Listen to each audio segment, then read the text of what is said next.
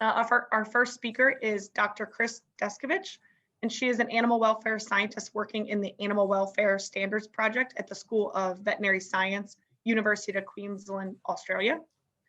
She works at the interface between animal welfare, behavior biology, and human-animal relationships. And her research encompasses a range of topics such as the captive management of wildlife species, novel welfare methods, anthrozoology, and production animal welfare.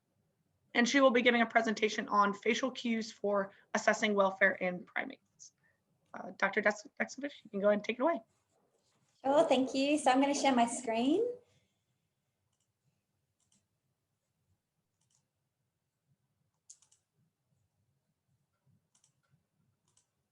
Okay, so hopefully everyone can hear me okay. And I'll start my timer. So yes, thank you very much for having me, and thank you for the introduction, and thank you for pronouncing my name correctly. My name is Kris Descovich. So yes, I'm with the University of Queensland in Australia, and today I'm going to talk about facial expressions in animals and what it might mean for animal welfare. And I'm going to have a bit of a focus on primates, but actually a lot of what I'm saying is not specific to primates, but can be generalized to other animals as well. So I'm hoping it's kind of a bit of a practical framework for everyone who works with animals in general. Okay, so firstly, what is a facial expression? Well, if we look through the literature, facial expression research is really divided into two camps. There's the camp that considers facial expression to be a communicative gesture. So essentially a gesture for signaling that's executed with the facial muscles. And the other camp really talks about facial expression as a measure of our emotional state. So essentially our emotions expressed through the face. Now, of course, facial expressions actually serve both of these purposes, and they do so simultaneously. So we can be communicative and signal intentionally to someone else, but at the same time, that facial expression may be generated based on an internal state that we're currently feeling.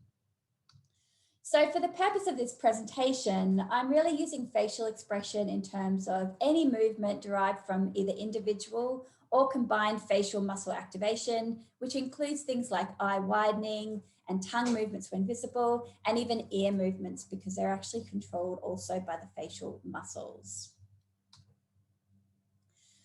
All right, so firstly, how do we actually measure facial expressions in animals? Well, there's several different ways, so I'm going to touch on them. The first is that we categorize certain muscle combinations and we give them a bit of a label. These kinds of labels are things like a fear grimace, lip smacking, and play face. We can see a play face up here.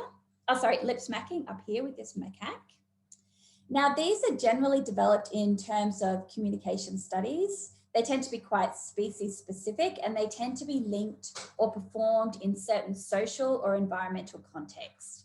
And while, of course, with facial expressions, we're concentrating on the visual component, some of these also have an auditory component to them as well. So that's the first way we can do it. The second is we can use a formalized system, and one of those is called the facial action coding system, which is also called FACS. Now, this is a very fine scale, anatomically based system where we actually code the individual muscle activation within the face, and they're termed action units. And there's a few that are called action descriptors. Now, this system is designed to be quite objective because we're actually looking at that individual muscle movement. It was originally developed for humans, and it was largely designed around trying to characterize facial expressions associated with emotions. And now it's actually been generalized, and there are quite a few primate FACS specific systems around, including ChimFACS and MacFACS, which was designed specifically for rhesus macaques, but has now also been successfully applied to other macaque species. So to give you a bit of an example of what we might do in facial action coding system, if I have a neutral face, and I want to apply action unit 12, which is our smiling muscle, then it would look like this. If I wanted to use action 25, 26, and 27, which is parting of the lips, dropping of the jaw, and then stretching of the jaw, it would look like this. So it's actually very fine scale individually coding each individual muscle as it turns on and turns off. So it's quite objective, but as you can imagine, quite time consuming. The next tool we might use is grimace scales. And I'm going to stop there because the next talk is actually completely about grimace scales by Matt Leach. And so this is a no spoiler zone. And so I'm just going to touch on that it's one of the tools, but I'm not really actually going to talk about it. The next technique we might use is actually looking at asymmetry of a facial expression. Asymmetry in facial expressions actually can give us some quite interesting information. Here's a very attractive asymmetrical facial expression that I've pulled, and then I've designed a left composite of that face and right composite of that face, and you can see the expressions are actually reasonably different. And in animals, we know that facial asymmetry can actually be an indicator of overall health, but also that there are emotional links. So if we have stronger emotions in humans and chimps, that tends to have more stronger activation on the left-hand side of the face. And we also see this kind of lateralization of facial expression in other species as well, such as dogs and in terms of ear movement with things like sheep and in horses. So there's actually quite a bit of literature about asymmetrical facial and ear kind of movements. And the last one I'll touch on is automated monitoring of facial expressions. So this is where we essentially take different landmarks of a face and we might put pointers on it automatically using some kind of computer system, something like MATLAB or DeepLab. And some of these systems are underlyingly using either grimace scales or actually the facial action coding system. And then it's using bespoke software and bespoke coding to actually generate the information that we need to kind of get away from the challenge of manual coding and how time consuming that is. Essentially, these are mostly systems in the works. There's nothing, as far as I know, for animals that's completely commercially developed. And they still need quite a bit of validation. But certainly, I think in the future, this will be really the way that we start going. Okay, so like I said before, we can kind of split it into communication for facial expressions as well as emotional or affective states.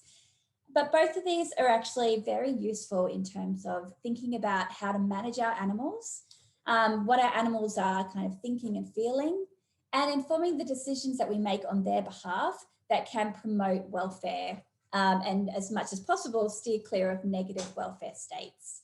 So let's firstly have a look at where facial expressions as a communication gesture could be quite useful. And the first example I'll bring up is facial communication within agonistic context. So where we're getting a lot of social conflict. And we know, especially for primates, we tend to house them in groups, but aggression and social conflict can be a huge captive welfare concern for primates. Obviously, some of these animals are very large and they can do a lot of damage if there is social conflict. But sometimes that social conflict can be managed if we recognize the expressions and gestures of our animals. So if we think about facial expressions as a communicative gesture, we might consider the animal that's making that gesture to be the signaler. And then we might have another animal who's the receiver. They're essentially the one that the signal is being directed towards. Now, of course, they're not the only animal around. There's often a bystander or several.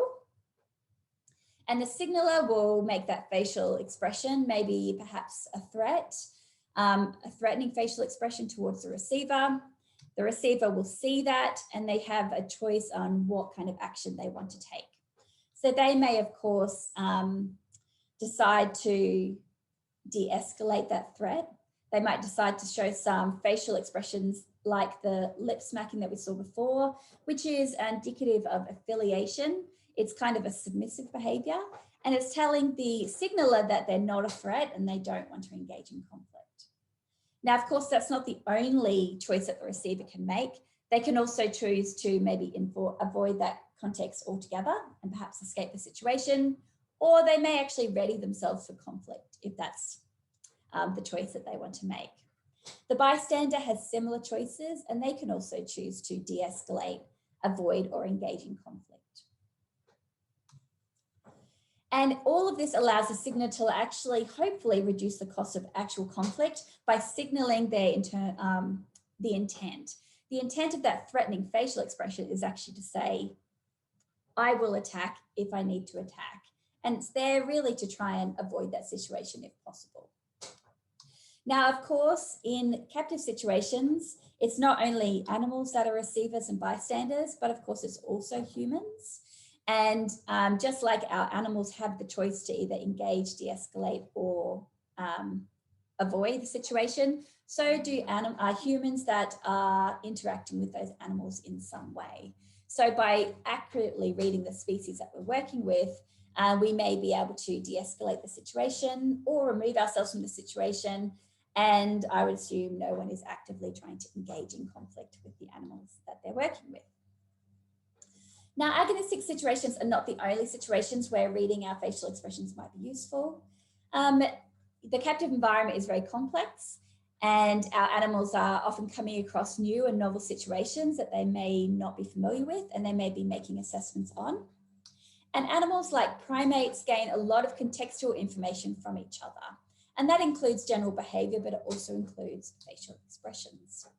And when they can correctly interpret the facial expressions of other animals in their environment, that has significant benefits for them. So what I mean by that is if they're placed into a situation and suddenly there's an object in their environment that they're not familiar with, they may read the behaviour of the other animals to determine whether they should approach that object, whether they should avoid that object, whether it's likely to be a good outcome for them or whether it's likely to be a negative outcome for them.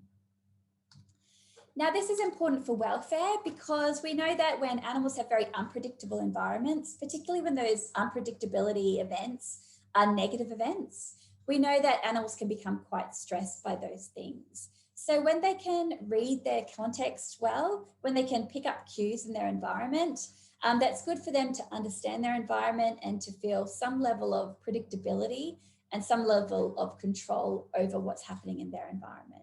And that's particularly important for negative experiences, negative events, less so for positive, where we can incorporate a little bit of variation.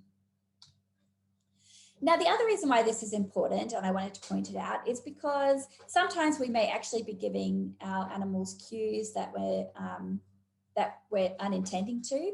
So let's say we are coming into an environment and we're giving an animal a novel object, but we're coming in on a day that we haven't yet had our coffee and we're a little bit grumpy. We may accidentally be giving off social cues to them that they may be picking up, and they may be reading from us that neutral event or that potentially positive event, and they may start to expect that that may be a negative event or a negative object, and they may be actually predicting something negative to come out of that. So I wanted to point that out, that sometimes by our own facial expressions and our own even body language, that there may be potential for unintended associative learning. Okay, so the other stream that I mentioned is facial behaviour as a kind of symptom of affective states. Affective states meaning emotions, moods, and feelings. Generally, when we think about emotions, there are lots of frameworks we can use, but I quite like this two-axis kind of framework. And if you want to know more about animal emotions, Mendel and Paul have some really good references on animal emotions and the different frameworks you can use. But I quite like this one. It has two nice axes. The first is whether the emotions range from negative valence to positive valence. Essentially, are they pleasurable, or are they pleasurable being positive and unpleasant being negative? And how intense those emotions are. Are they very low intensity or are they very highly aroused? These are important for welfare because generally we like our animals to stay on the positive side of their emotional states, although we, of course, animals like people will also experience negative emotions as well. But in terms of managing welfare, I would also say that keeping them at a lower arousal levels can also be very good for welfare because very highly aroused animals, even if they're in a very positive state, in my experience, that can be a situation where it's easy to switch from a high arousal positive state to a negative state. So this is a nice little quadrant in terms of general welfare, but also in terms of how we interact with our animals and how safe we are when we have to interact with them. Now, this kind of framework is useful when we're thinking about facial behaviour and what it might be telling us in terms of those affective states. Are they experiencing positive or negative valence, or are they experiencing very high arousal levels or very low arousal levels? Okay, so some of the facial aspects we might look at are things like eye aperture, which is this eye widening. And this is a muscle that's quite well conserved across lots of different species. So if you're looking at facial scales, you'll see this one does pop up in a lot of different species. And we know that in humans, this action tends to increase with things like fear and surprise. And that makes sense because, of course, it increases our visual field and our sensory intake, and it allows us to be more vigilant. And we assume that it has improved fitness benefits because we're able to detect threats. In animals, we know this action also pops up when situations that are quite aversive. And it's also associated with what tends to reduce with things like sedatives, pain relief, and anxiolytics. And that makes sense in terms of what we might expect the eyes to do. Now, of course, it's not quite just so easy. There is quite a lot of complexity to facial expressions. And I think that's really one of the tricks with them, in that they don't always give us a nice, easy answer to what we're hoping to find from a facial expression. And this is a good example. So if we have just looking at eye aperture and reduced eye aperture, then those eyes, they can actually tighten, not just with negative affect, but also with positive affect. So for example, if I said to you that one of these pictures is negative and one of these is positive, you can see that both of those have cinched in eyes. Although I'm guessing that if you had to choose which one was which, you would probably be able to take a pretty good guess at which one is. And also we can also see similar pictures in animals where again, we have reduced eye aperture. One's associated with positive and one's associated with negative. But you can clearly see there is a difference, and I'm guessing you'll be able to tell the difference. And that's because as humans, we're actually looking at a wide range of cues. One of them is how much other muscle movements will actually contribute to that facial expression. And you can see on this left side that there are other muscles activating here. But the other thing that we might tend to pick up is just in terms of the amount of tension in the face. And I tend to find that that's actually a really nice indicator of arousal levels in our animals, in just how relaxed or how tense they are. Okay, so what context might we expect to see some positive kind of facial expressions for? Well, the first is just when we have a generally relaxed animal, then we might be likely to see more of a relaxed facial expression. So lower levels of activation in general, and lower levels of vigilance and attention, and all those other behaviours that kind of come from being quite highly aroused. We might see play faces. It depends on our species. And generally we think of play as a very positive indicator of welfare. We might see increases of affiliative behaviour, like that lip smacking I said before. That's an affiliative behaviour. It increases social bonds. But as I've mentioned here, proceed with caution for some of these, because even though they are about kind of social lubrication and getting along with other animals, they are a submissive kind of behaviour, and so they can actually also indicate conflict in the environment. In some animals, we'll also see, but not really primates, we'll see behaviours like flamen responses, which indicate sexual motivation, which is we assume a positive experience for animals. And then when we have specific, then we have specific things like that we know our animals like, that they will actively seek to engage in, things like tickling, things like being given sweet tasting foods, then we can see some of their specific reactions to some of those preferred stimuli. Okay, on the flip side, we might have facial expressions that indicate specific negative events. Now, because a lot of you will be working in experimental facilities, one of the key negative experiences that we want to minimize and avoid in our animals is, of course, the pain experience. Whenever we're dealing with experimental animals, pain management is, of course, a very key concept in terms of managing their welfare. But in order to manage their pain, then of course we need to be able to identify their pain well. And humans, they actually have a prototypical kind of pain face, which looks a bit like this. But of course it does have variation. Not all of those action units will activate in pain. And there are also some other influences, such as the age of the person, that will change the way a pain face looks. But there is emerging evidence in a range of different species that there are facial changes associated with pain states. So what about primates? Well, a couple of years ago, we decided to see if we could find out if rhesus macaques had a specific pain face that could be used to help manage any pain states that they may have. So what we did is we looked at 29 rhesus macaques that were already involved in neuroscience procedures, and we used opportunistic sampling to video their facial expressions as well as their general behaviour before they had any procedure, then after they had their procedure, but once they had recovered from anaesthetic, and then the next morning prior to having pain relief, and then 1 hour after that pain relief had been administered. And so we took video for 20 minutes and we coded their faces using the macaques system. And then we also coded their general behaviour, such as, you know, self-grooming and how high they were in their enclosure and those kinds of things. So what did we find? Unfortunately, we didn't find a very clear pain face, which can be easily used for managing pain in macaques. What I did expect was that we might see some of the eye movements that we see in humans, where we cinch in our eyes when we're in pain. We didn't find that. We found two potential facial changes that may be indicative of pain. The first is lip tightening, and the second one was chewing. Lip tightening is essentially the face that you make when you're giving someone the silent treatment. And so that little like kind of lip tightening like this.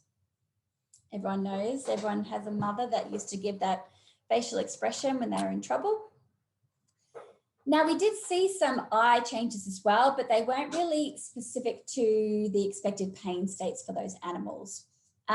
Essentially, half-closed eyes tended to be not very present in the pre-procedure condition, but in all of the other time points after the procedure, regardless of whether they were just about to have their pain relief or whether they'd already had it.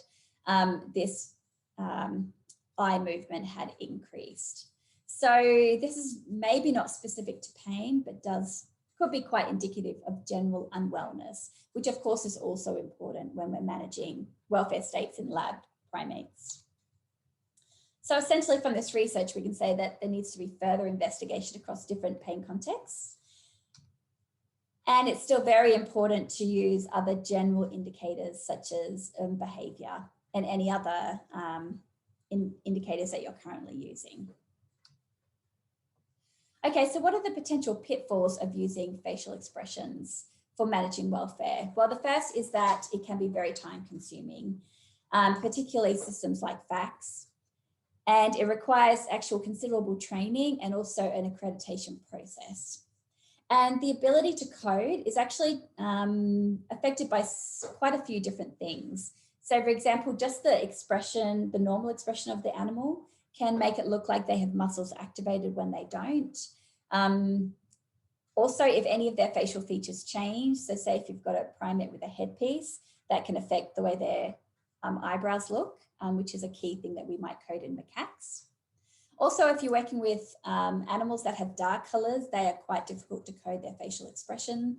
And then, of course, we know that animals do not just sit still and let us code their facial expressions. They're constantly moving. Their face might be quite hidden, or they may actually completely hide their face.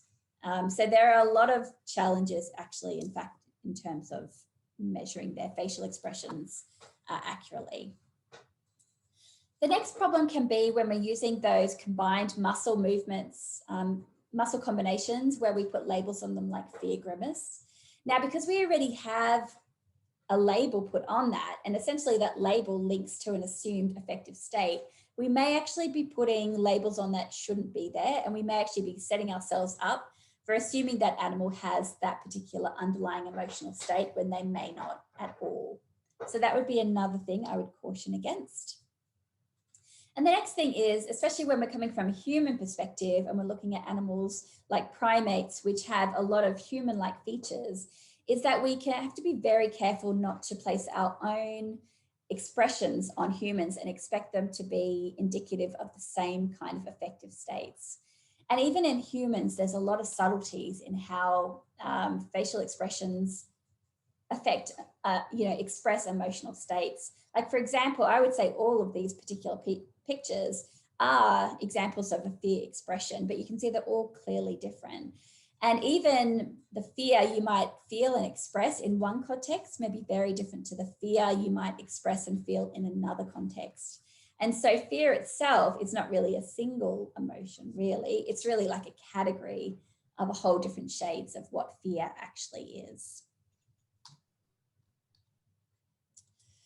Now, we think that, from the literature, it seems that animals and humans actually have less voluntary control over their facial expressions than they do over general behaviour.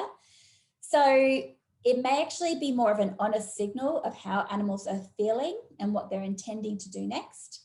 But we know that animals can actually mask their behaviour, and this may also be true for their facial expressions.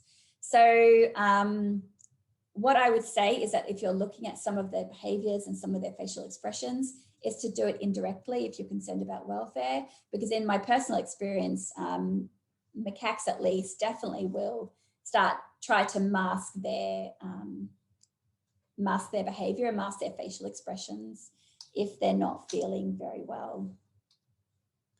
Okay, so some general tips on what I think might be good if you want to start thinking about your individual animals and your individual species and where you might want to look more closely at the facial expressions that they're generating.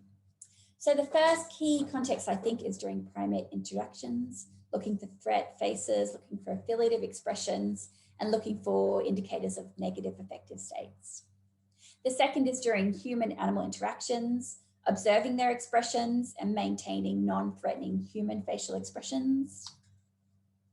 The second is during interactions like training and conditioning, seeing if they're reaching a very high arousal state, which may show that they may be reaching their limits of their frustration, their limits of training. During any kind of experimental protocols that are expected to cause negative effects like pain, and while they recover from that. And at that point, I would really just be looking for any facial patterns that deviate from their normal facial expressions.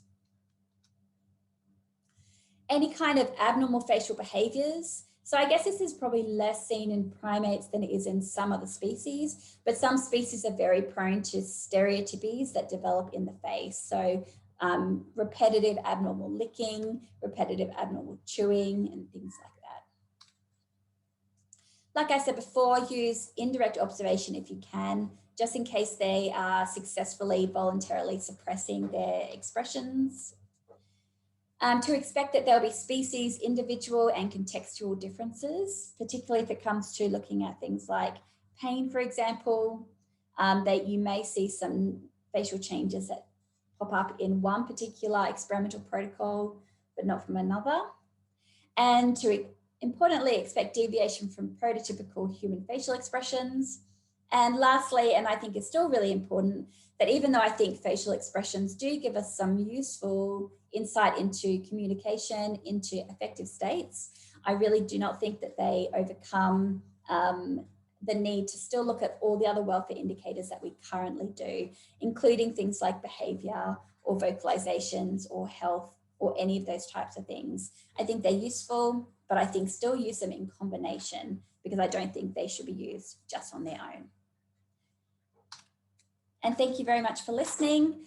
Because of the time zone, I'm in Australia, so I won't actually be able to attend the Q&A session. So here is my email address. If you have any questions, feel free to drop me an email. I'd love to hear from some of you. And here is a picture